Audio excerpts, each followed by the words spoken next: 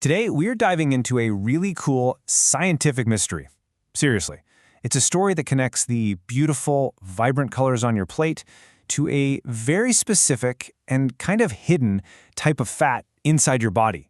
And the main detective in all of this? Well, it's the trillions of microbes living inside your gut. So, let's follow the clues.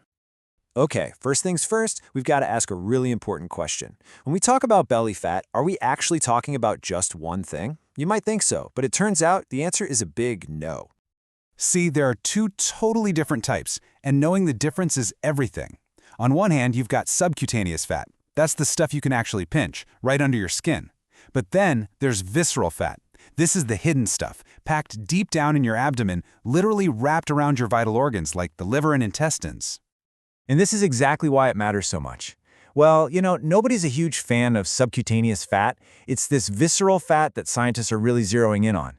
It's kind of the villain of our story because it's been linked to some much bigger health risks.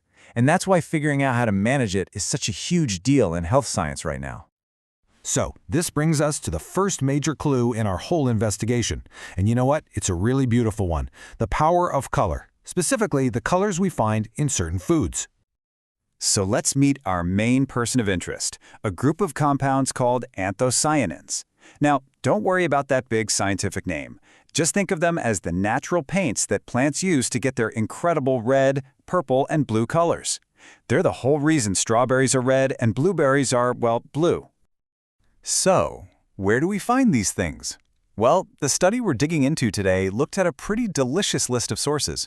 We're talking strawberries, blueberries, blackberries, basically all the berries. And yep, even red wine. These are the foods just packed with these colorful little compounds.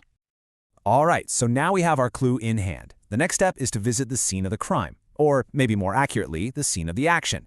And it's a place none of us can actually see. A super complex, bustling world deep inside each of us, our gut. Yep, we're talking about the gut microbiome. And this is not just some passive tube that food passes through. Oh no, it is a living, breathing ecosystem, home to trillions of bacteria and other microbes.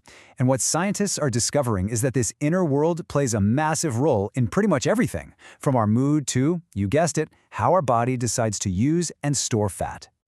Okay, quick recap. We have our clue, those colorful anthocyanins. We have our scene of the crime, the gut microbiome. And we have our problem, that pesky visceral fat. So now it's time to see how the researchers actually connected all these dots. And the first piece of evidence? Whoa, it's a big one.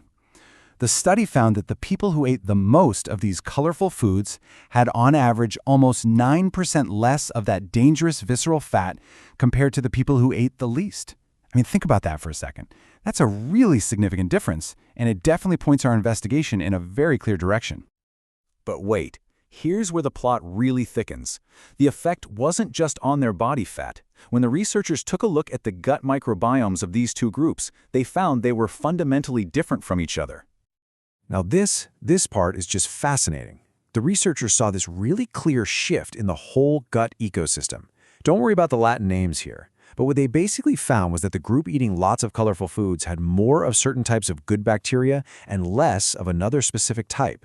In other words, their diet was basically cultivating a completely different kind of garden inside them. And here is the absolute clincher. That specific gut profile, the one with more of the good guys, the one being cultivated by the colorful foods, was also directly linked to having lower visceral fat. So this tells us it's not just the diet alone. The gut microbiome itself is a key player here. You can see the chain of evidence starting to form. And this just lays it out perfectly. A higher intake of these colorful foods was linked to a more diverse, specific gut microbiome. And that specific microbiome was in turn linked to lower visceral fat. It's just this beautiful, clear, three-step connection. So all of this, it leads us to the big aha moment of the study. This is the point where we start to understand not just what's happening, but we get a real clue as to how it might be happening. And this number, this is the punchline. When the researchers crunched all the data, they figured out that the gut microbiome could explain almost a fifth, 18.5% of the entire connection between eating colorful foods and having lower visceral fat. That's huge. So what does this actually mean? It means your gut microbes aren't just sitting on the sidelines watching you eat a bowl of berries. No way. They are active players in the game. They are mediating this whole process. They're taking these colorful compounds, breaking them down, and possibly creating other beneficial substances that have a direct positive effect on our bodies. So, okay, beyond the really cool science, what's the big takeaway from all of this for you and me? Why does this all matter?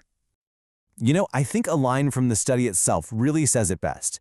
The key here is that it's probably not just one magic bacteria doing all the work. It's about the whole team, the entire microbial community, working together, or synergistically, to process what we eat. It seems like a diverse and well-fed microbiome is a healthier, more helpful one. And that really just leaves us with a final, kind of powerful thought to chew on. This research suggests that when you eat those colorful foods, you're not just feeding yourself. You're also feeding the trillions of tiny friends that live inside of you. And it seems like by feeding them well, you might just be helping them take better care of you in return.